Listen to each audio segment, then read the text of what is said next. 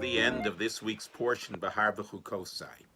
The Torah describes the tochacha, the admonition, the very strong words of warning of what's going to happen to us if we transgress and we are exiled from the land of Israel, what will happen in the lands of our dispersion.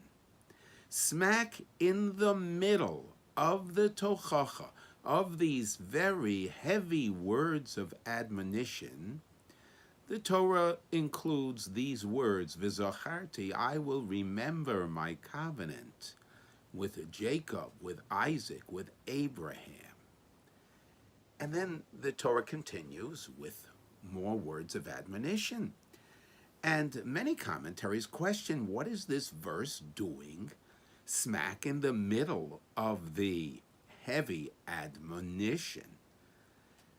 And Rav Yaakov Naiman, Darkei Musar, explains that God wants and always does give us a message.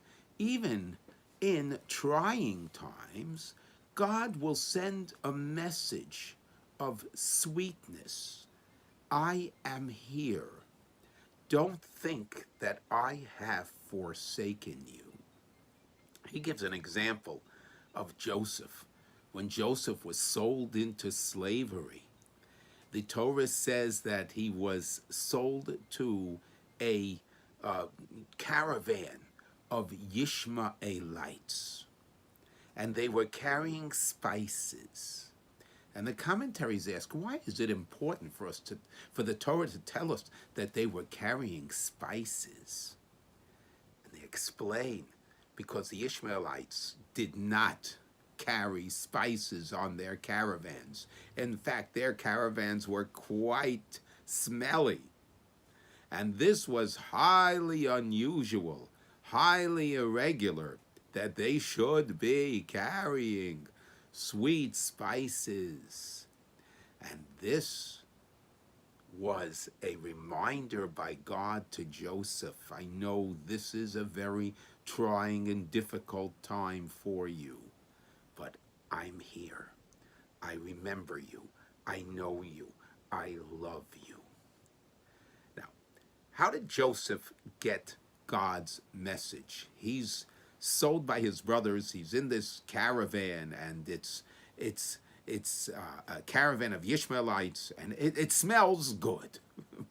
But did God send him a note and say, a text, an email, Dear Joseph, I know you're having a very, very rough time here. This is probably the worst day in your life. Your brothers have sold you.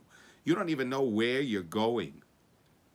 But please remember, did you smell? Take a whiff. Smell what's going on here in this wagon that you've been thrown into. It's sweet. It's a message from me that I love you and I'm with you. I have not forsaken you. Now, obviously, we assume God didn't send Joseph a note, but Joseph was able to figure it out. And God gives us messages, and when we seek, we find. A woman in Muncie, New York, a Holocaust survivor, she, because of the current social distancing, she needed to celebrate Pesach on her own for the first time since the Holocaust. And somebody said, oh, this is terrible. And she said, terrible? I'm in my home. I don't have to worry about somebody chasing me. I don't have to worry about somebody trying to destroy me. I'm in my own home.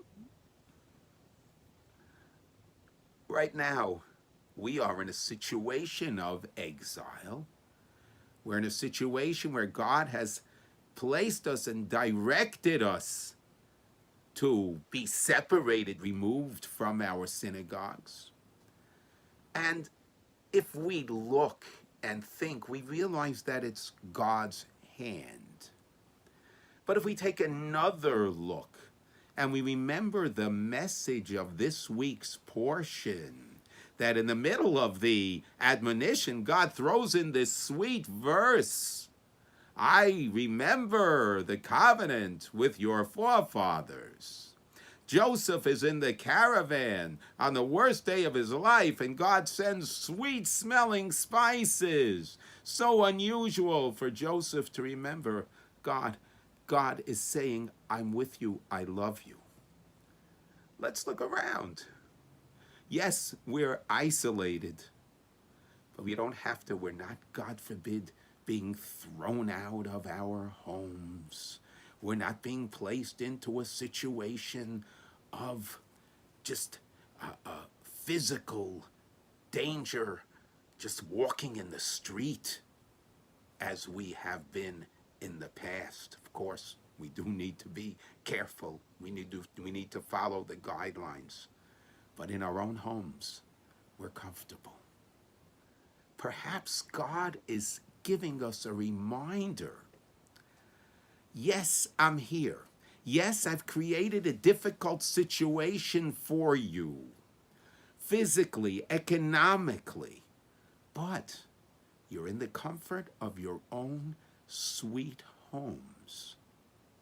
I want you to know that I love you, and I'm with you, and I care about you. I don't know that if we look at our computers, we'll find this email from God. But if we look around and we think very hard and open our hearts, we can feel the sweetness of God's blessings, even in the difficult times that we are experiencing. Have a beautiful Shabbos.